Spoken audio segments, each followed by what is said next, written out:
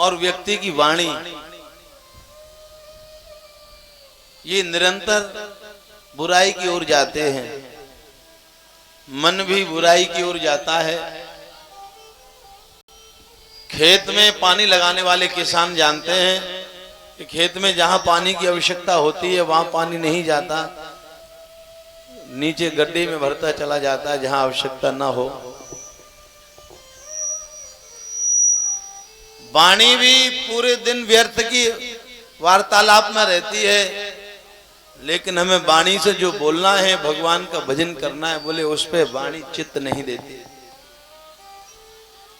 दिन भर भलाई बुराई में रहेगी, लेकिन भगवान की भक्ति की बारी आती है, राम नाम लेने की बारी आती है, तो ये जुआ बहाने बनाने लगती है।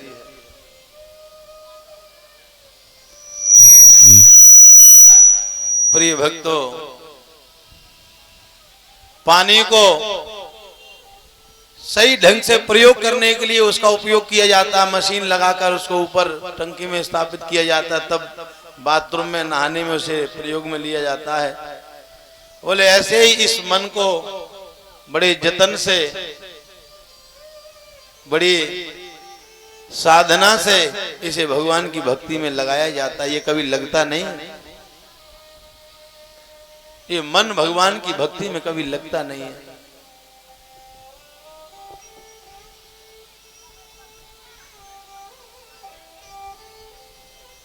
जब जब मन से कहो भजन करो, मन यही कहता है अभी समय नहीं है, फिर करेंगे, आगे करेंगे, लेकिन वो फिर कभी आ नहीं पाती। मन कहता है पहले मैं दुनिया का काम कर लूं, धन धाम करके फिर नाम कर लूं, फिर एक दिन बस पंडित बन के, पुजारी बन के भजन करूंगा। ये मन कहता है कि पहले नाम कर लूं और दाम कमा लूं, फिर इसके बाद भजन करूंगा। बोले कब? बोले बुढ़ापे पे, जब किसी काम के नहीं रहेंगे तब भजन करेंगे। लेकिन बुढ़ापे पे क्या खाक भजन करोगे जब तुम्हारे शरीर ही सत्य नहीं रहेगा। शरीर सत्य नहीं रहेगा, दांत निकल जाएंगे, राम राम कहना चाहोगी, मरा मरा निकलेगा, जरा जरा निकलेगा। भगवान का भजन, संसार का काम, बोले ये दोनों जवानी में ही होते हैं। भजन भी जवानी में, तीर्थ यात्रा भी जवानी में, दान भी जवानी में। बुढ़ापे पे दान भी नहीं हो पाता। बोले क्यों? बोले तुम्हारी जिंदगी की कमाई हुई संपत्ति का मालिक तुम्हारा बेटा बन जाएगा, फिर अपने मन मुताबिक तुम दान भी नहीं कर पाओगे। बोलो राधे राधे। एक किसी कवि ने कहा, बंदे कर ले भगवान का भजन तू जवानी में, और नहीं तो बोले पड़ोगे बड़ी हैरानी में। ए भक्ति क्या करोगे जब सत्य ना रहेगी देह, राम नाम लेने की तुम्हारी बंदगानी में। कहीं घुटने में दर्द, कहीं कमर में दर्द, लोग कहेंगे बाबा भजन करो, आवाज आएगी अरे मैं तो दुख के मारे मरा जा रहा हूं, तुझे भजन की पड़ी है।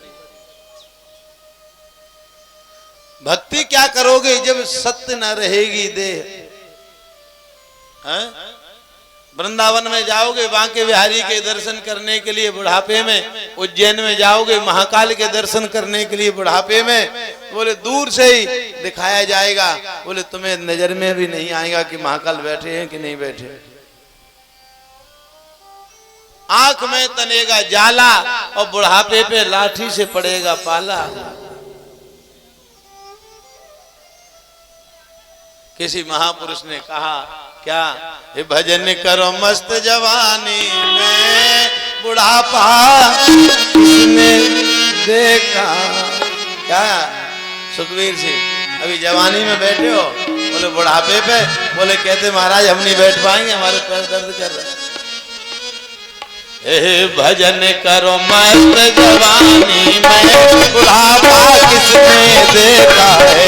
भजन करो मस्त जवानी में बुढ़ापा किसने देखा है। भजन करो मस्त जवानी में बुढ़ापा किसने देखा है। भजन करो मस्त जवानी में बुढ़ापा किसने देखा है।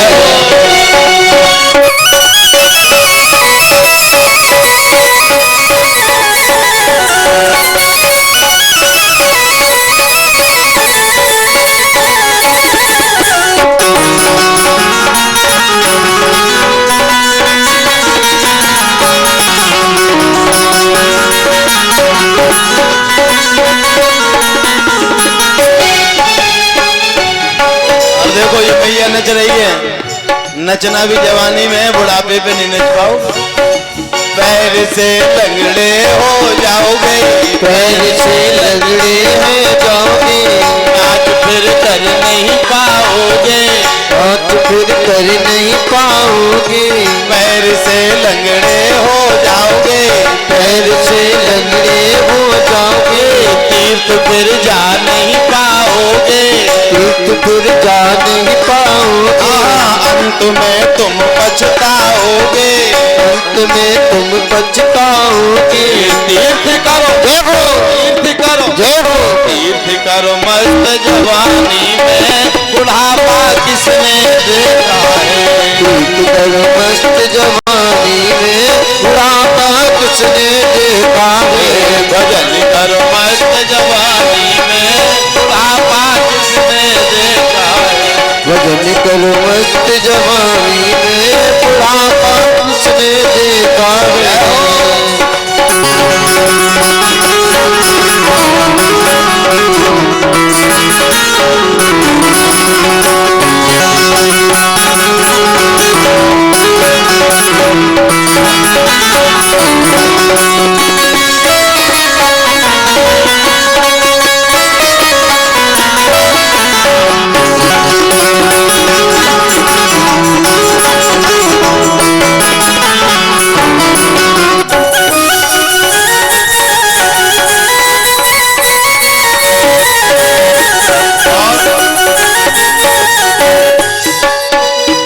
कथा भी जवानी में ही सुनी जाती है।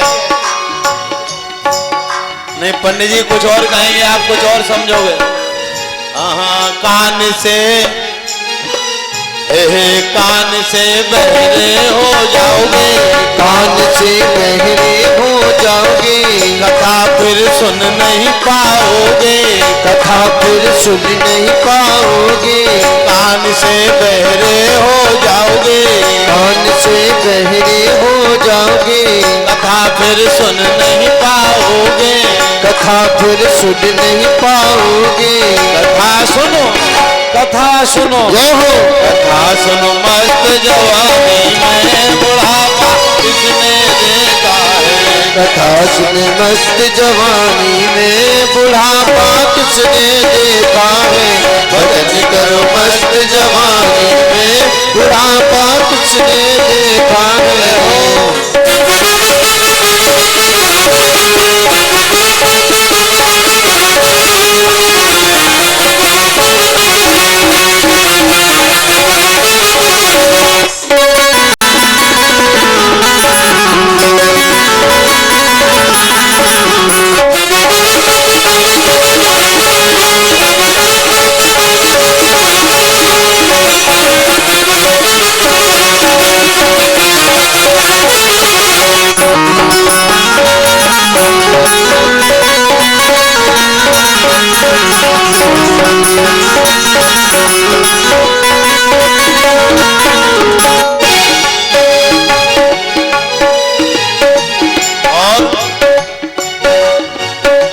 दान भी जवानी में होता है, बुढ़ापे पे दान भी नहीं हो पाता। क्यों? धन तुम्हारा मालिक कोई और बन जाता है। बुढ़ापे पे हाँ हाथ से टूटे हो जाओगे, हाथ से टूटे हो जाओगे, दान फिर कर नहीं पाओगे, दान फिर कर नहीं पाओगे।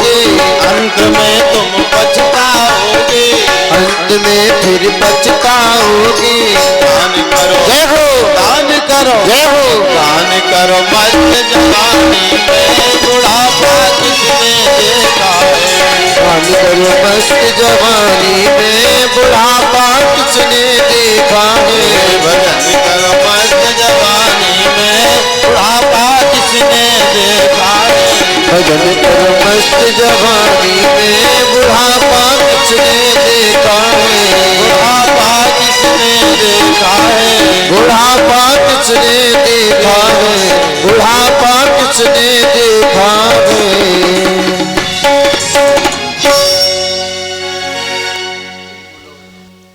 जितासनो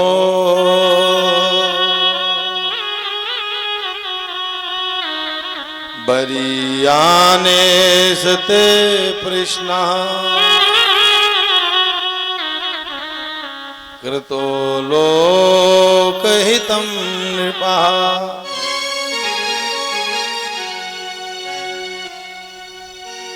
राजा परीक्षित का मरना 7 दिन में जब सुनिश्चित हो गया, राजा परीक्षित को लगा अब मरना पड़ेगा, अब मरना निश्चित हो गया। संत की श्राप कभी झूठी नहीं होती।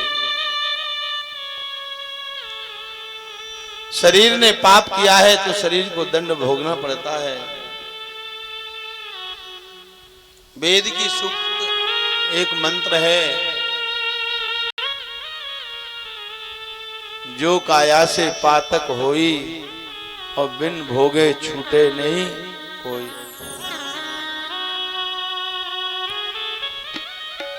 कई लोग, आज हम बहुत गहराई की बात आप लोगों को बता रहे हैं।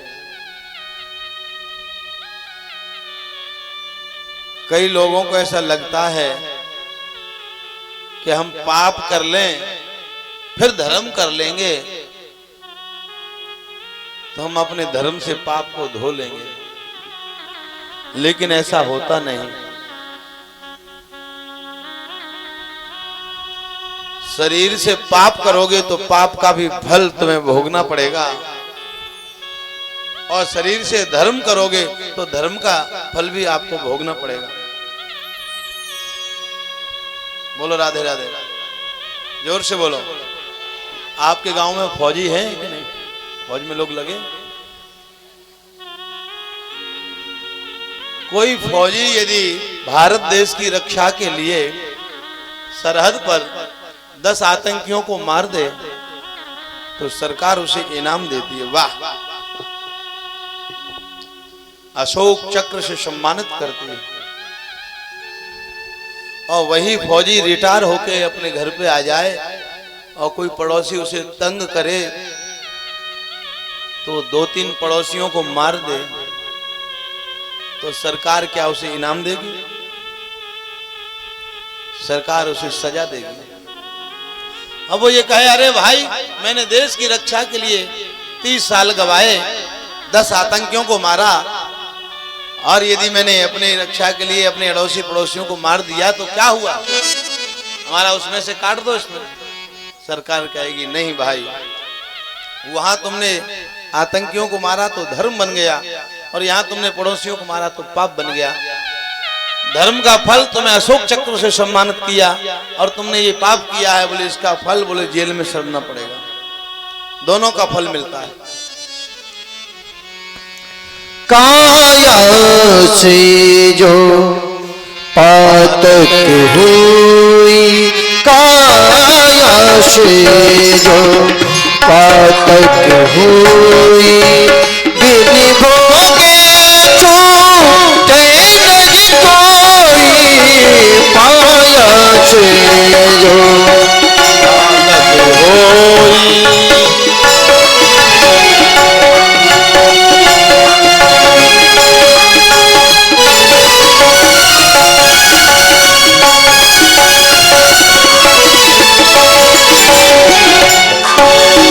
काया से जो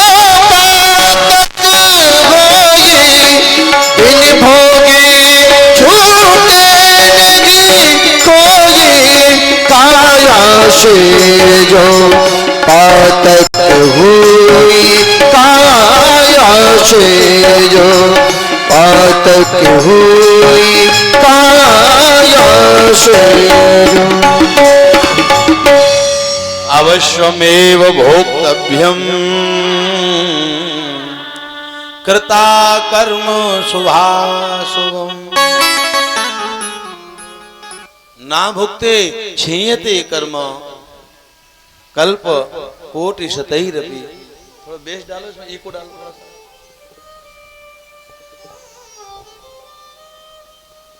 ये बहुत गहराई की आपको हम बात बता रहे हैं। आप लोगों के ऊपर मुसीबत आती है, संकट आता है। संकट में, मुसीबत में आप मंदिर में जाओ, गुरु के द्वारे जाओ, आचार्य ब्राह्मण से पूछते हो, हे महाराज हमारे ऊपर इतनी मुसीबत कैसे आ गई। महात्मा जान जाते हैं कि तुम्हारे अपराध के कारण ही ये तुम्हें भल भोगना पड़ रहा है।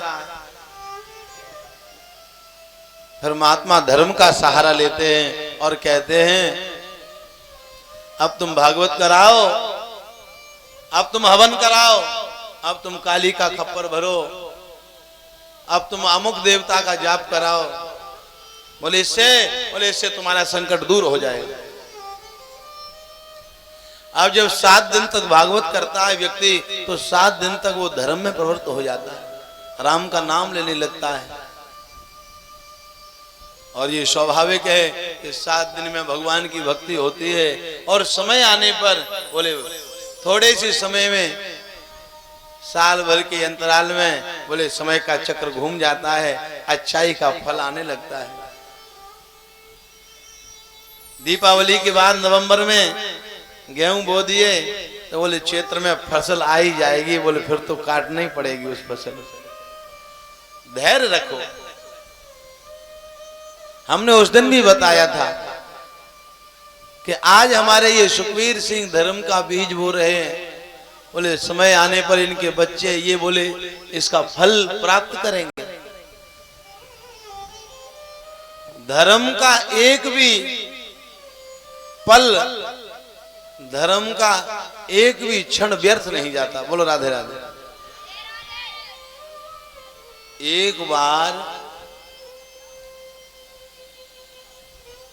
किसी गांव में भागवत हुई, और भागवत तो माताएं बहुत सुनती हैं। पंडित जी ने कहा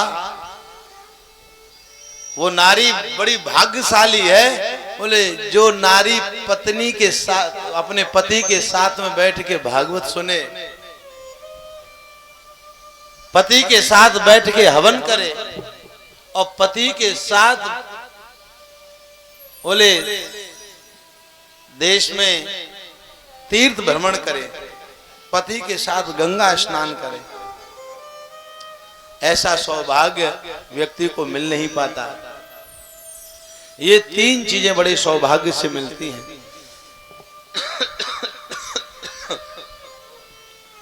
पत्नी के साथ हवन करना, पत्नी के साथ गांठ जोड़ के बैठ के भागवत सुनना, पत्नी के साथ तीर्थ यात्रा में जाना, ये बड़े सौभाग्य से मिलती है।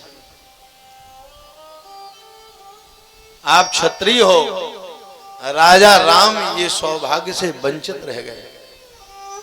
जब राजा राम यज्ञ में करने के लिए पहुंचे तो पंडितों ने फटकार के भगा दिया, हे राम चलो बाहर, तुम्हारा कोई काम नहीं। बोले क्यों? बोले तुम्हारे पास पत्नी नहीं, लक्ष्मी स्वरूपा, तुम हवन पे बैठ नहीं पाओगे।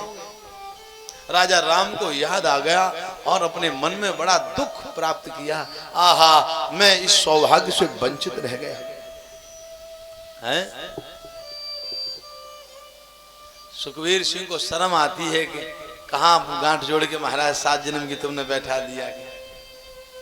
ये तो बड़ा सौभाग्य है, ये हम नहीं वेद कह रहे। तब राजा राम ने सोने की सीता बनाई, मां के हाथ का भोजन मिल जाए, मां के हाथ का भोजन मिल जाए। मां के हाथ का भोजन बड़े सौभाग्य से मिलता है। क्यों? बोले भोजन तो मां के हाथ का ही है, फिर बोले फिर तो टोटल के होटल है। भोजन में चाहिए प्रेम, और वो प्रेम केवल माँ ही दे पाती है भोजन कराते समय। पत्नी बोले पत्नी जब भोजन कराती है तो 100 तो बातें सुनाती है। जब तुम बाहर से आओगे तो पत्नी पूछेगी तुमने क्या कमाया है, खाने को तो तुम बैठ जाते हो, कमा के क्या लाए हो। और बोले तुम कितने भी निपुत्री हो और जब आओगे घर पे तो माँ यही पूछेगी बेटा तुमने क्या खाया है। बोले कमाने की बात में पहले ये तुमने क्या खाया है। सबसे बड़ी कमाई तो हमारी संतान है। हमारे विजेंद्र के पिताजी कह रहे थे एक बार महाराज ऐसा नुकसान हो गया हमारे यहाँ, तो हमने अपने पुत्र से कहा कि नहीं तुम्हारा तो नहीं, नुकसान तो हमारा हुआ, तुम क्यों दुखी होते हो, और सबसे बड़ी संपत्ति तो तुम हो, हमारी संतान है, हमारी संतान हमारे सामने है। तो बोले नुकसान की भरपाई तो अपने आप हो जाएगी। बोले सबसे बड़ी संपत्ति तो संतान है, ये बैठी है, तो फिर संपत्ति की क्या, संपत्ति तो तुम कमा लोगे। और फिर कहा कि महाराज लाखों के काम बोले हमारे बच्चा करता रहता है, पता नहीं कैसे करता है, ये क्या है। बोले यही सबसे बड़ी संपत्ति है। माता पिता का छत्र छाया अगर बच्चे के ऊपर है तो बच्चा बड़ा सौभाग्यशाली है। माता पिता रहते हैं, एहसास नहीं होता, जिस समय माता पिता चले जाते हैं तब बच्चे को लगता है कि मेरे पैर से जमीन चली गई और मेरे सर से आसमान चला गया, मैं तो बीच में लटक गया। माँ धरती है, पिता आसमान है। इसको बड़ी गहराई से समझा जाए, ये बात नहीं है केवल, ये बहुत गहराई से सोच और समझने की कथा है।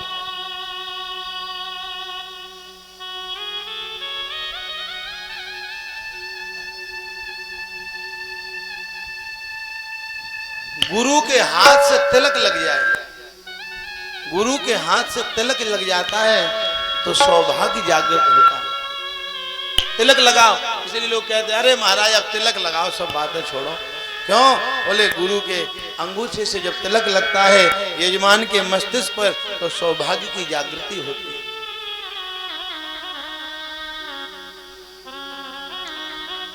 अवश्यमेव भोक्तव्यम कृता कर्म शुभा शुभम, कर्म का फल प्रत्येक जीव को भोगना पड़ता है, कोई बच नहीं पाता। राजा परीक्षित परम भक्त थे, लेकिन एक अपराध हो गया, संत को ऊपर सांप डाल दिया तो श्राप लग गया, 7 दिन में मरने का श्राप से। अब राजा परीक्षित ने कहा ऐसी संकट की घड़ी में मैं कहां जाऊं। क्यों? बोले मां है नहीं, पिता मेरे अभिमन्यु थे, वो वीर गति को प्राप्त हो गए। आप लोग बताओ, संकट आ जाए तुम्हारे ऊपर, घोर संकट, माता पिता रहे नहीं तो बोले कहां जाएं। जगत से कहना नहीं, तुम पे संकट आए अपने पड़ोसी को भी मत बताना, सुख बता देना, दुख मत बताना। बोले क्यों? बोले दुख में लोग तुम्हारी हंसी करेंगे, दुख सबसे नहीं कहा जाता।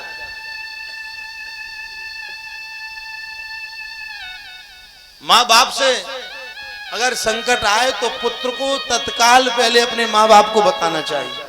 आधा संकट तो माँ बाप के सुनने से दूर हो जाता है। पिताजी ये संकट आया और माँ बाप ना रहे।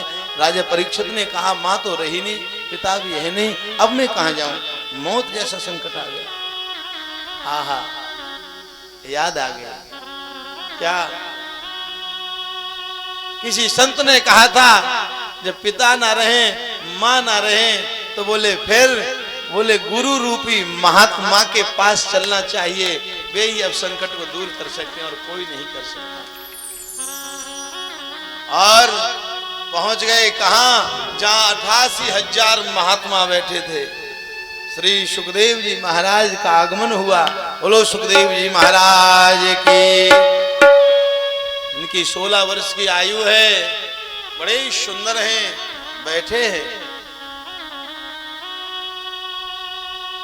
चरणों में शीश झुका दिया और एक ही बात कही, हे दयालु, हे गुरुदेव, हम तुम्हारी शरण में आए हैं और जो संत की शरण में आता है उसका संकट दूर हो जाता है। ये हमने वेदों में सुना है। और जब सच्चा कोई भक्त, ये आज भी हम गारंटी से बता रहे हैं, सन 2005 से हम भागवत कह रहे हैं, आज लगभग 19-20 साल होने को आया। और जब कोई सच्चे भक्ति से कोई हमारा शिष्य शरण में आता है तो मैं आपको बताऊं कि इस फूल से भी उसका संकट दूर हो जाता है। और बड़ी बात क्या कहें, शर्त एक है, तुम सच्चे मन से आओ। गारंटी हम लेते हैं, तुम्हारा संकट क्षण में दूर कर देंगे।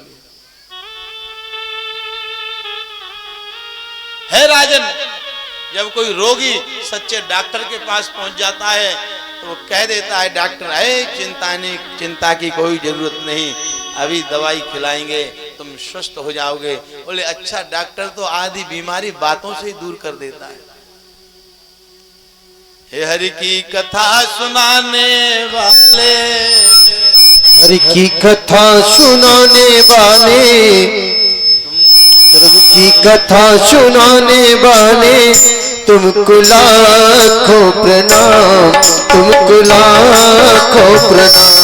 हरि की कथा सुनाने वाले,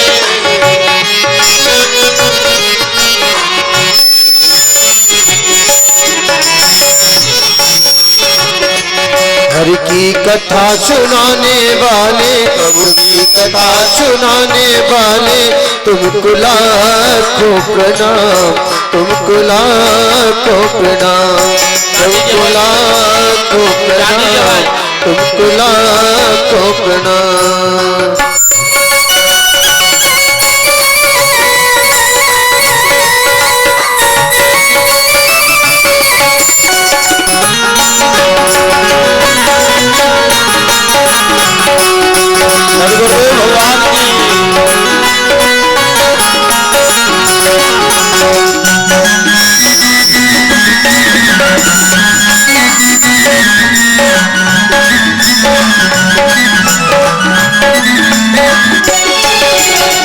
डोल रहे थे वन में और भूल गए थे मन में, हम डोल रहे थे वन में और भूल रहे थे मन में।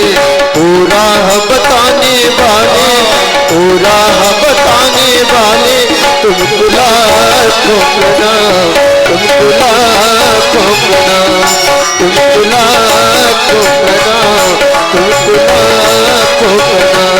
हरि की कथा सुनाने वाले, गुरु की कथा सुनाने वाले, तुमको लाखों प्रणाम, तुमको लाखों प्रणाम।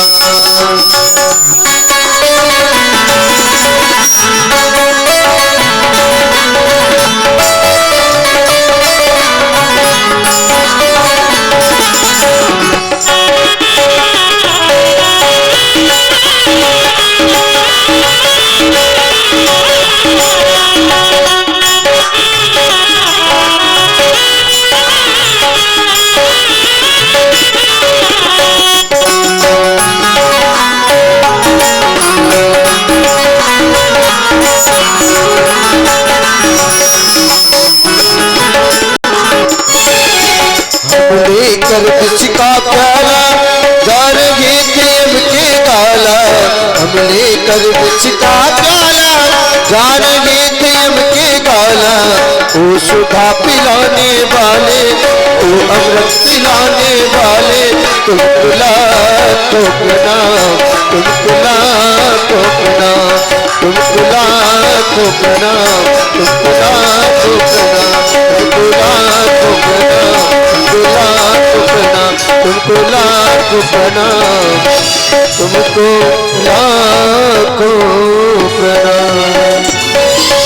हरि की कथा सुनाने वाले, ओ प्रभु की कथा सुनाने वाले, तुमको लाखों प्रणाम, तुमको लाख। कई लोग कहते हैं महाराज हम कथा नहीं सुनते, तो हमने कहा तुम क्या सुनते हो? अपनी पत्नी की डांट। बोले हाँ कि वो तो सुन लेते हैं। बोले सुनना तो पड़ेगा, कथा सुनोगे तो ठीक है, कथा नहीं सुनोगे तो बच्चों के और पत्नी की डांट सुनोगे। क्यों? बोले महाराज सुनो तो मानो। हम कह रहे हैं सुनने की आदत तो डालनी पड़ेगी, सुनते रहोगे तो सुखी रहोगे। हाँ तो हम वो दृष्टांत तो भूल ही गए, कह रहे थे एक पंडित जी ने कहा कि वो पत्नी सौभाग्यशाली है जो अपने पति के साथ कथा सुने। सो वो अपने घर पर गई और उन्होंने अपने पति से कहा हे महाराज, बोले क्या? कि कल तो भोजन तभी मिलेगा। बोले कब? बोले जब तुम कथा सुनोगे तब। आज हमें पंडित जी ने बता दिया है जो कथा सुनने जाओगे तब।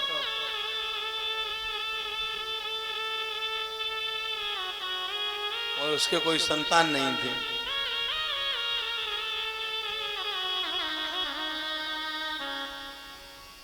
कथा सुनने के लिए गए, अब कभी गए नहीं कथा में, समाज में कभी गए नहीं।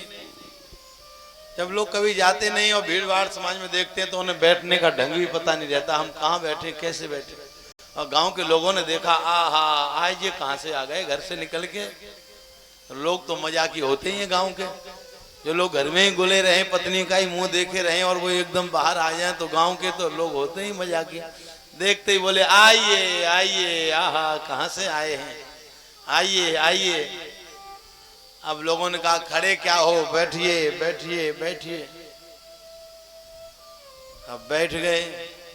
अब जो कथा सुनता है तो उसे समझ में आता है, और जैसे कथा सुनने ही नहीं आ तो समझ में ही नहीं आएगी। अब पत्नी के भय से बैठा है। कभी कभी लोग ऐसे भी बैठते हैं कि भाई सुखवीर ने भागवत कराई, जाना पड़ेगा, नहीं तो भाई बुरा मान जाएंगे, तो उसके भय से भी बैठे रहते हैं। अब जब कथा समझ में नहीं आई तो फिर बोले व्यक्ति या तो सोता है या लड़ता है। तुलसी पिछले पाप सो हरि चर्चा न सुहाए, कह सोए कह लड़ मरे या घर को भग जाए। तो जैसे ही बैठे, ये बात सत्य है कि कथा में नींद बड़ी प्यारी आती है। बोलो राधे राधे। जैसे ही बैठे सोई सो गए।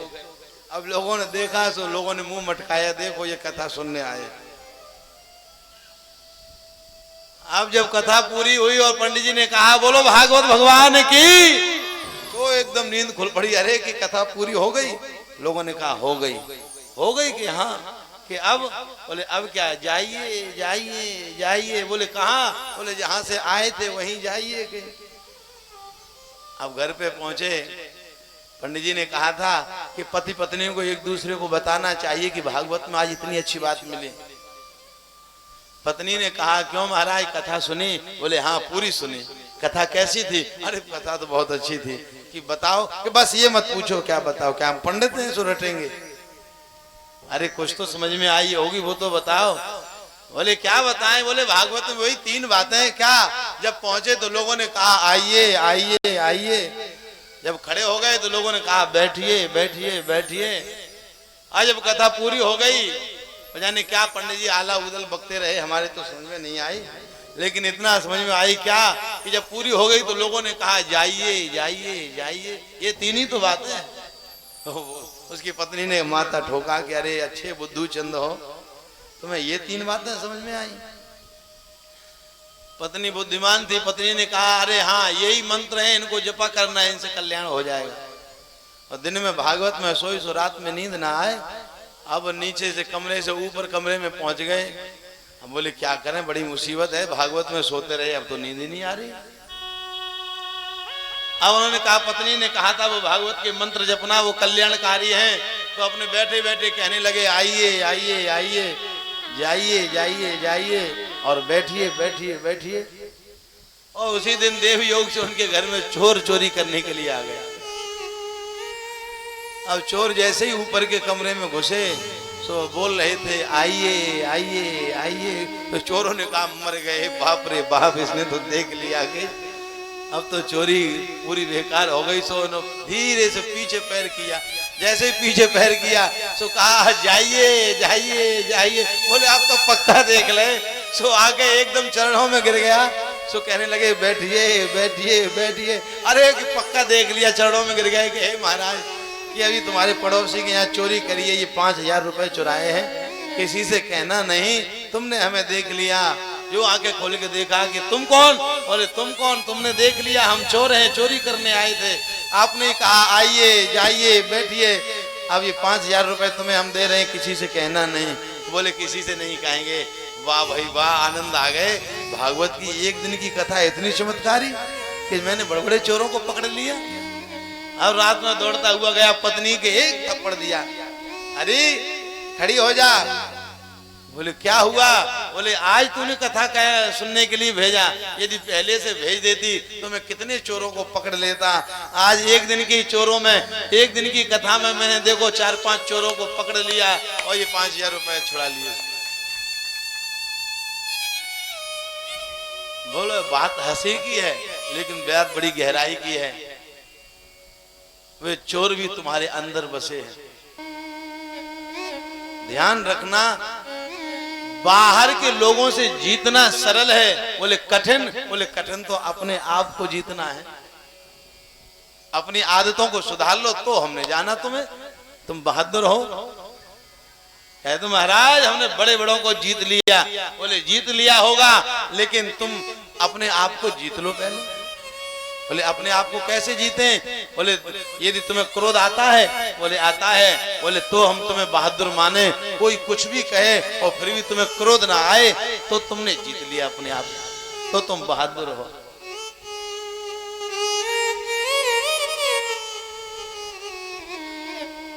जब नाम से बात नहीं बनी तो भगवान की कथा की शरण में आ गए। सुखदेव जी ने कहा, राजन चिंता मत करो, तुम हो आत्मा, हम हैं महात्मा। अब हम आत्मा को सुनाएंगे। महात्मा सुनाएगी आत्मा को। बोले क्या? बोले परमात्मा की कथा, और उससे होगा तुम्हारा उद्धार।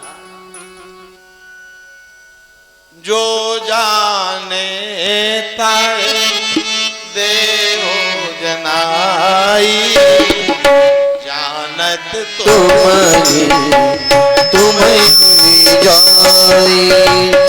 जो जाने सोई देग जनाई, जानत तुम्हें हो जाई।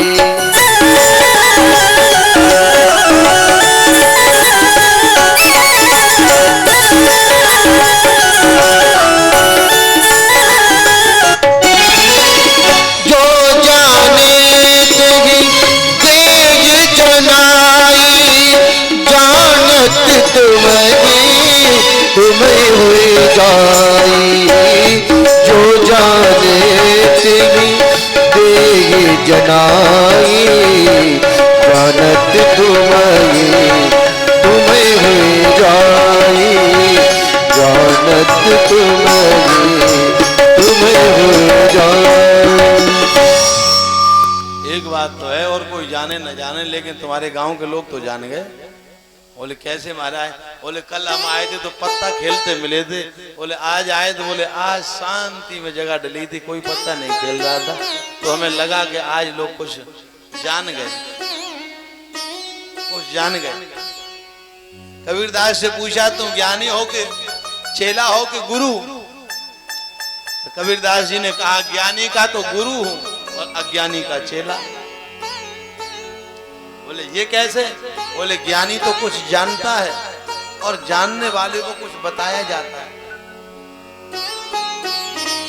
और कुछ ऐसे अज्ञानी होते हैं, बोले ना तो वो जानते हैं और ना बोले ना ही किसी की मानते हैं। तो बोले ऐसे लोगों के हम चेला बन जाते हैं। तो बोले उन्हें कौन सिखाएगा? बोले उनको समय का डंडा सिखाएगा।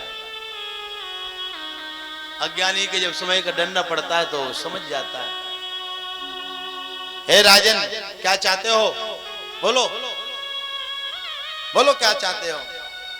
बोले महाराज, मैं मुक्ति चाहता हूं, मैं भगवान की प्राप्ति चाहता हूं। श्री सुखदेव जी महाराज ने कहा, यदि तुम भगवान की प्राप्ति चाहते हो, यदि आप मुक्ति चाहते हो, राजन आप पहले एक काम करिए। जितासनो जित श्वासो जित संगो जितेन्द्रिया स्थूले भगवतो रूपे मना संधारये धिया। क्या परीक्षित,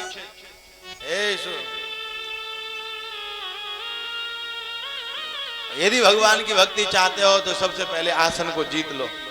अरे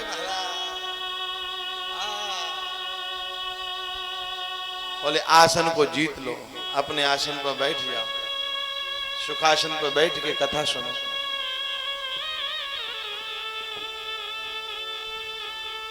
मुक्ति के लिए आसन को जीतो, और आसन के बाद अपनी श्वास को जीतो। बोले आसन को कब जीतोगे? कभी कभी आप लोग लंबी लंबी सांसें खींचते रहा करो बीच बीच में। जय हो। लंबी सांस खींचो सब लोग।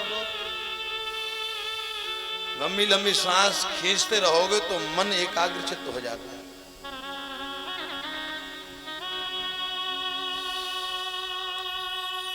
प्रत्येक प्राणी को दिन में लगभग 10, 20, 50 बार लंबी सांस खींचना चाहिए। ये आयु भी बढ़ाती है, स्वास्थ्य को अच्छा करती है। और भजन में आप बैठो पूजा करने के लिए, जप करने के लिए, तो 5 बार 11 बार लंबी लंबी सांसें आपको भरनी चाहिए, जिससे मन एकाग्रचित्त हो जाए। क्यों? बोले मन को पकड़ने के लिए श्वास को प्राणायाम के माध्यम से भू भुवा स्वाहा महाजना तपः सत्यम पूरा कुंभक रेचक, बोले इसका सहारा लेना पड़ता है। 2 बातें। तीसरी बात, जो भगवान की प्राप्ति करना चाहता है वो अपना संग सुधार ले। बोलो राधे राधे। अब ये देखो कि हम चुगली करने वाली दीदी के संग में रहते हैं, झूठ बोलने वाली दौरानी के साथ रहते हैं, शराब पीने वाले दोस्त के साथ रहते हैं, जुआ खेलने वाले के साथ रहते हैं। क्यों? बोले आप जिसके संग में रहोगे उसका रंग आपके ऊपर चढ़ जाएगा। ये नियम है। आप हमारे साथ में रहो। हमारे साथ में कई शराबी हमारे शिष्य बन गए, और शिष्य बन गए, उनकी ऐसी धारणा हो गई, वो शराब तो छोड़ो, वो कोई बुरी चीज भी देख ले तो उससे घृणा होने लगी। क्यों? उन्होंने हमारा संग किया। अच्छे लोगों का संग करोगे तुम्हारे ऊपर अच्छाई चढ़ जाएगी। आप भले ही शराब ना पियो, लेकिन शराबी के साथ बैठो तो लोग आपसे कहने लगेंगे पक्का शराबी होगा। आप खूब आप अपनी सफाई दो, लेकिन लोग कहेंगे नहीं, यदि तुम शराबी नहीं होते तो वहां नहीं बैठते, जरूर तुम्हारे अंदर कुछ न कुछ तो एक आध पैक तो लिया होगा। जाम पर जाम पीने से क्या फायदा? इस गांव में तो नहीं पीता कोई है? जाम पर जाम पीने से क्या फायदा? शाम पीली सुबह उतर जाएगी। ए तुम जरा जाम पी लो हरि नाम का, तेरी सारी उमरिया सुधर जाएगी।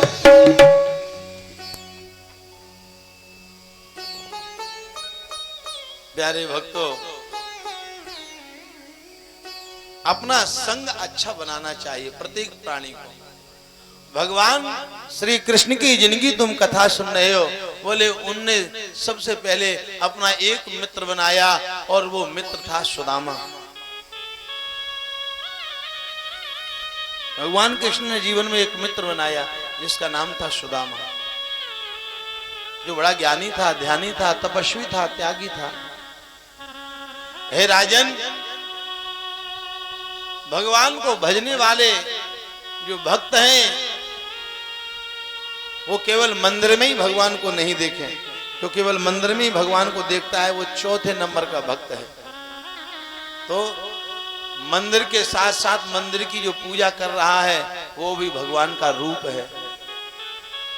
बोले ये इन दोनों में जो भगवान देखता है वो दूसरे नंबर का भक्त है।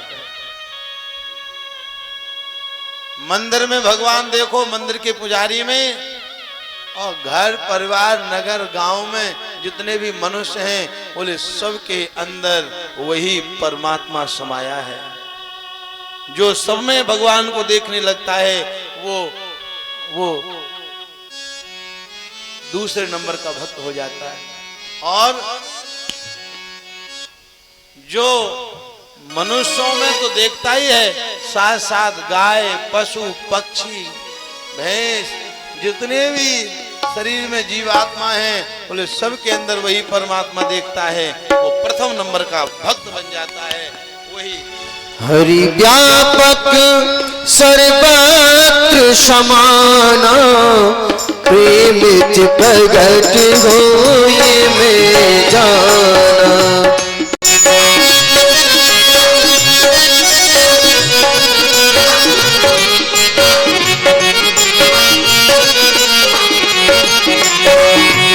हरि व्यापक सर्वत्र समाना, प्रेमित प्रगट होए में जाना। हरि व्यापक सर्वत्र समाना, प्रेमित प्रगट होए में जाना। सिया राम मैं सब जग जानू, करहु प्रणाम जोर जुग पानू। सभी में वही परमात्मा समाया है। ये भाव तो सबके अंदर हो नहीं पाते, और जब हो जाते हैं तो उन्हें संसार में फिर भगवान की प्राप्ति हो ही जाती है, कोई रोक नहीं पाता। हे राजन, नारद और श्री परीक्षित ने कहा कि भगवान सृष्टि को कैसे बनाते हैं। सर्जाग्रे अंधता मिश्र मथता मित्रमाधिकृत, महामोहम च मोहं च तपस्या ज्ञान वृत्तया।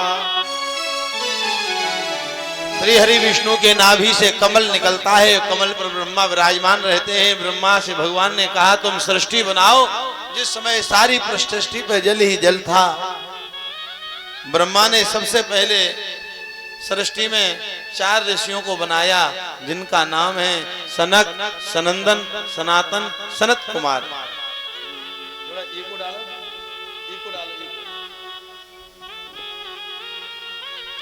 ब्रह्मा जी ने कहा हे बेटा सनकादिक, जाओ तुम विवाह करो और सृष्टि बढ़ाओ। सनकादिक ने मना कर दिया, पिताजी माफ करना, मैं विवाह के चक्कर में नहीं पड़ूंगा। संसार के लोग पढ़ते हैं लेकिन हम नहीं पढ़ेंगे। क्यों? बोले विवाह का ऐसा खतरनाक लड्डू है, जिसने खाया वो पछताया और जिसने नहीं खाया वो जीवन पर्यंत पछताया। सनकादिक ऐसे हुए हैं जिन्होंने स्पष्ट मना कर दिया मैं विवाह नहीं करूंगा। और वास्तव में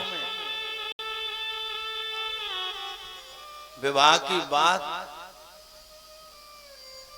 एक गुरुजी थे, चेला ने बुलाया महाराज हमारा विवाह है आपको आना पड़ेगा। गुरुजी गए, गुरुजी के साथ चेला भी गया। तो चेला ने देखा क्या गुरुजी थे बूढ़े, चेला था जवान, कि दूल्हा आ रहा है और दूल्हा का बड़ा माला डालकर मोहर सजाकर सम्मान किया जा रहा है, लोग नाच रहे हैं, दूल्हा हंस रहा है। शाम को देखकर चेला ने धीरे से कहा गुरुजी इधर तो आओ। गुरुजी ने कहा क्या बात है बेटा? बोले इस विवाह को देखकर एक बात समझ में आती है। क्या? बोले हमारा जीवन तो बेकार हो गया। गुरुजी ने कहा अच्छा इसको लेकर आए। क्या बेकार हो गया? गुरुजी अब कुछ भी करो, अब हमारा विवाह करो।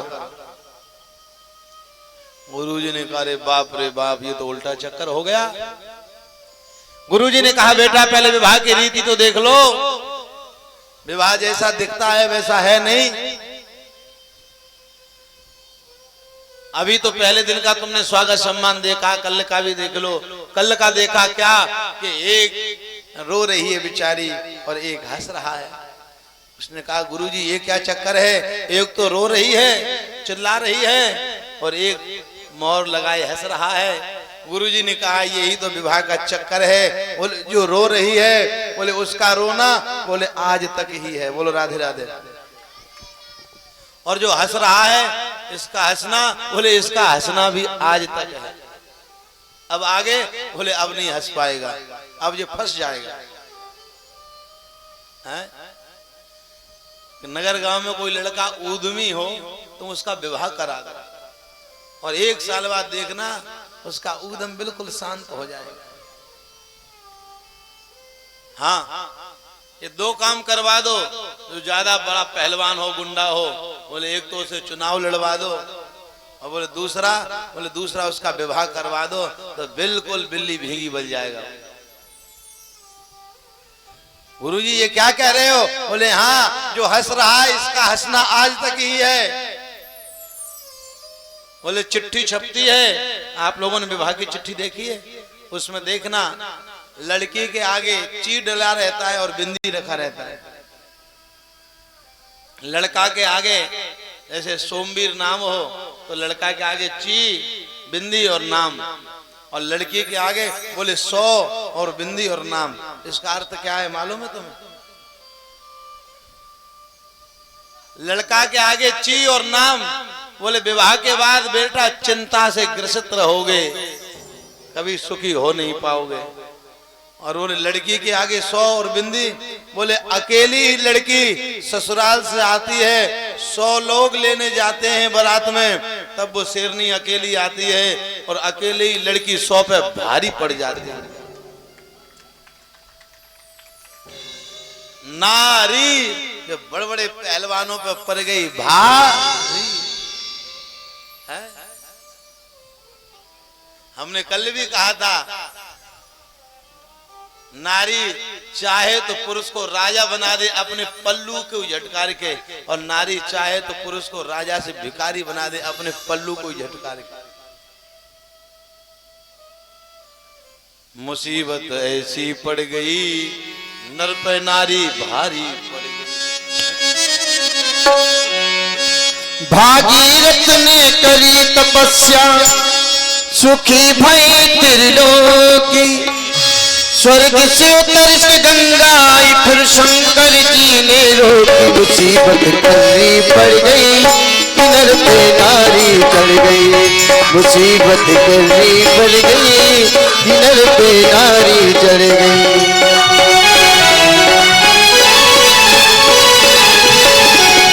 भागीरथ ने करी तपस्या सुखी भई त्रिलोकी, स्वर्ग से उतर के गंगा आई फिर शंकर जी ने रोकी। मुसीबत करनी पड़ गई नर पे नारी चढ़ गई, मुसीबत करनी पड़ गई नर पे नारी चढ़ गई, मुसीबत करनी पड़ गई नर पे नारी चढ़ गई। देखो वेद कहते हैं गंगा जी ऊपर आई तो गंगा जी कहाँ चढ़ गई? बोले शंकर के सिर पे। और तुलसी कहाँ चढ़ गई? बोले शालिग्राम के ऊपर। और बोले जंगल का राजा शेर बनता है तो जंगल के राजा शेर पे कौन चढ़ गया? बोले दुर्गा। उग्ररेता भवा कालो वामदेवो घृतव्रता, इरावती सुधा दीक्षा रुद्राण्यो रुद्रते स्त्रिया। आगे भगवान ब्रह्मा ने 10 ऋषियों को बनाया है। मरीचि अत्र अंगिरिसौ पुलस्तः पुलः क्रतु, इन्हीं की हम संतान हैं। मरीच, अत्रि, अंगिरा, पुलस्त, पुलह, क्रतु, रघु, वशिष्ठ, दक्ष और नारद 10 ऋषि बनाए, 4 आश्रम बनाए, ब्रह्मचर्य, गृहस्थ, वानप्रस्थ, सन्यास। सृष्टि आगे नहीं बढ़ी तो ब्रह्मा जी ने अपने दाहिने भाग से मनु महाराज को उत्पन्न किया, वाम भाग से शत्रुपा को। स्वयंभू और शत्रुपा, स्वयंभू मनु अरु शत्रुपा, इनते भई नर सृष्टि अनूपा।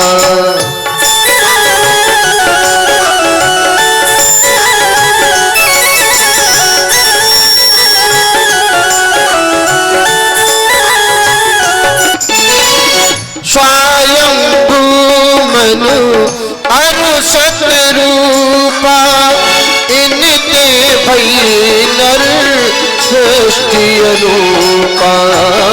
स्वयंभू मनु अरु शत्रुपा, इनते भई नर सृष्टि अनूपा, इनते भई नर सृष्टि अनूपा।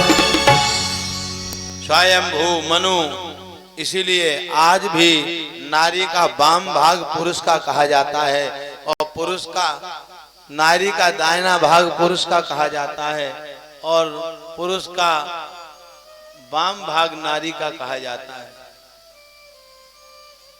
लोग हाथ दिखाते हैं, महाराज हाथ देखो, तो पुरुष अपना बायां हाथ दिखा दे, फिर कहेंगे अरे महाराज ये तो हमारी पत्नी का है, ये हमारा देखो, कहते कि नहीं? नारियां भी कहती महाराज ये तो पति का है, ये क्या देख रहे, तुम्हें इतना भी मालूम नहीं? नारी का दाहिना हाथ पति का होता, वाम भाग हमारा है। इसीलिए नारी पुरुष दिखते 2 हैं लेकिन वो एक ही हैं।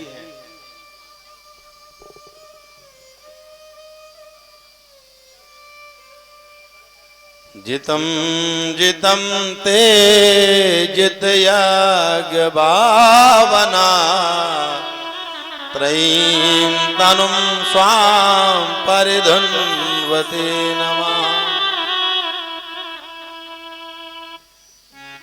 और उनके 3 संतान हुए, 3 कन्याएं, मनु महाराज के 2 पुत्र हुए, प्रियव्रत और उत्तानपाद ये 2 पुत्र हुए, आकुति, देवहूति, प्रसूति ये 3 कन्याएं हुई। हे राजन, मनु महाराज ने कहा हे पिता ब्रह्मदेव, पृथ्वी को तो एक राक्षस रसातल में ले गया, हिरण्यकश्यप नामक राक्षस, हिरण्याक्ष नामक राक्षस। उसी समय ब्रह्मा जी के नाक से छींक निकली और 12 भगवान प्रकट हो गए। बोलो 12 भगवान की जय हो, जय हो।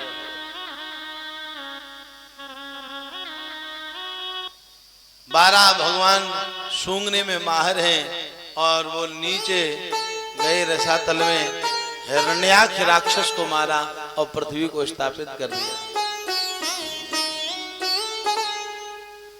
हे राजन, देवहूति का विवाह कर्दम ऋषि के साथ हुआ, इनके 9 कन्याएं हुई और 9 कन्याओं का विवाह 9 ऋषियों के साथ हो गया। हे राजन, इन्हीं 9 कन्याओं में एक कन्या बड़ी प्रधान थी, जो बड़ी पतिव्रता कही गई, जिसका नाम माता अनसुईया था। बोलो अनुसुईया मैया की। आज भी माताएं अनसुईया का जो आचरण करती हैं, वो अपनी पति की सेवा से ही समस्त वैभव, समस्त संपत्ति, समस्त शक्ति जागृत कर लेती हैं, पति की सेवा से। नारी धर्म और नहीं दूजा, सास ससुर गुरु पति पद पूजा। कौन कौन नारी चाहती है कि हमारे घर में संपत्ति बढ़ जाए? हाथ उठाओ, उठा दो उठा दो। आज तुमको 1 करोड़ का प्रयोग बता रहे हैं फ्री में। छाया तुम भी उठा दो, तुम्हारे पति भी धनवान बन जाएंगे। हाँ? एक काम करना, बोले क्या? आज सब लोग जाके अपने अपने पति के चरण दबाना। बोले तुम्हारे यहाँ धन की वर्षा होने लगेगी। बोलो राधे राधे। कौन कौन दबाएगी? छाया तुम दबाओगे? कहीं कह रहे हैं महाराज जो काम नहीं करेंगे तुम और चाहे कुछ भी बता दी। इनके पैर हम दबाएंगे, इनके पैर तो शनिचर जैसे धरे। अब पति खुश हो गए कि महाराज आज तुमने कथा सुना दी, आज तो कहीं आनंद, आज तो सेवा हो जाएगी। हे महाराज तुम कहाँ रहे, अब तक तुमने ये कथा क्यों नहीं सुनाई? और ये सत्य बात है। आपने कभी लक्ष्मी नारायण को देखा है? आप लक्ष्मी नारायण को देखना, लक्ष्मी जी सदैव नारायण के चरण दबाती मिलेंगे। वर भी विष्णु रूप होता है और उसकी पत्नी उसके लिए लक्ष्मी रूपा होती है। प्रत्येक पत्नी के हाथ में शुक्र है, नारी का हाथ बड़ा कोमल होता है। और प्रत्येक पति के चरणों में शनि रहता है।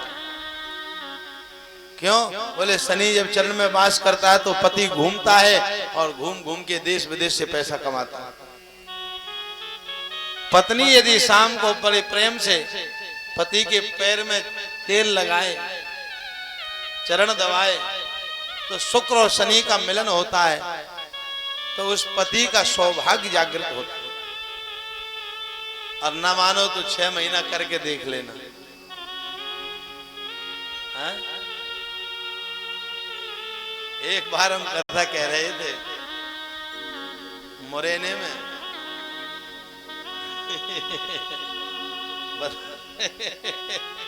बता दें? हाँ? तो एक पत्नी ने वो बात मान ली। पत्नी ने कहा आज चाहे कुछ हो जाए हम अपने पति के तेल लगाएंगे कि पैर दबाएंगे। अब दूसरे दिन वो पत्नी आई तो हम पे नाराज हो गई। हे महाराज अब लक्ष्मी मिले कि नहीं मिले, लेकिन हम अपने पति के अब चरण नहीं दबाएंगे। हमने कहा क्या हो गया, ऐसे क्यों नाराज हो? बोले कि हम शाम से बैठे बैठे रात में 12 बज गए और पति है जो शराब की नशा में धुत हो गए। ऐसे भी पति मिल जाते हैं। महाराज हम बैठे बैठे 12 बज गए और पति शराब पी के आए। हमने कहा फिर? बोले फिर क्या, हमारे द्वार पे बंधी हुई थी भैंस। अब पति शराब के नशे में ऐसे आए कि उन्हें पता ही नहीं पड़ा। सो भैंस बैठी हुई थी द्वार पे, तो ऐसी टक्कर लगी खूंटा की जो भैंस के ऊपर ही गिर पड़े। हमने कहा फिर? बोले वो भैंस तो सीधी थी, घर की थी, तो भैंस अपनी बैठी बैठी रौंद करती रही और ये उसी के ऊपर सो गए। अब हम कह रहे हैं कि ये कब आए घर? फिर 12 बज गए। हमने कहा अब ये तो आने वाले हैं नहीं, तो चलो हम अब कम से कम द्वार पे भैंस बंधी है, उसको दाना तो डाला है, तो उसमें दूध देगी तो लक्ष्मी आएगी की। तो हम बाहर गए दाना डालने के लिए। जैसे ही दाना डालने के लिए हम बाहर गए, अब ये साहब भैंस के ऊपर परे परे कह रहे हैं। भैंस की हाथ फेरा ऊपर, तो भैंस की पूंछ हाथ में आ गई। अब कह रहे हैं अरे पप्पू की मम्मी की तुम्हारे 2 चुटिया करती थी, आज एक ही चुटिया होगी तुम्हारी। जैसे ही हम गया वहां गए, जो हमने देखा सो हमें बड़ा क्रोध आया। सो हमने वो दाना की डलिया फेंक दी वहां। सो भैंस खड़ी हो गई। जैसे ही भैंस खड़ी हुई तो नीचे गिर पड़े। तो हमने उठा के हमने कहा अरे करमचंद ये भैंस है, ये पप्पू की मम्मी नहीं है, तुम तो नशा में किसी को भी पत्नी बना रहे। ऐसे भी पति होते हैं, लेकिन शुद्ध आचरण से यदि पति रहे तो निश्चित ही पत्नी के हाथ लगते ही पैरों में उसका धन का योग बनता है। बड़ी हंसी की बात है। गोविंद जय जय गोपाल जय जय राधा रमन हरि गोविंद जय जय जय गोपाल जय जय राधा रमन हरि गोविंद जय जय गोविंद जय जय गोपाल जय जय राधा रमन हरि गोविंद जय गोविंद जय जय गोपाल जय जय राधा रमन हरि गोविंद जय जय गोविंद जय जय गोपाल जय जय राधा रमन हरि गोविंद जय गोविंद जय जय गोपाल जय जय राधा रमन हरि गोविंद जय जय गंगा की जय जय जमुना की जय जय गंगा की जय जय जमुना की जय जय गंगा की जय जय बोलो यमुना की जय जय गंगा की जय जय बोलो यमुना की जय जय उमापति भोले बाबा की जय उमापति भोले बाबा की जय जय गोविंद जय जय गोपाल जय जय राधा रमन हरि गोविंद जय जय गोविंद जय जय गोपाल जय जय राधा रमन हरि गोविंद जय जय जय हो गोविंद भगवान की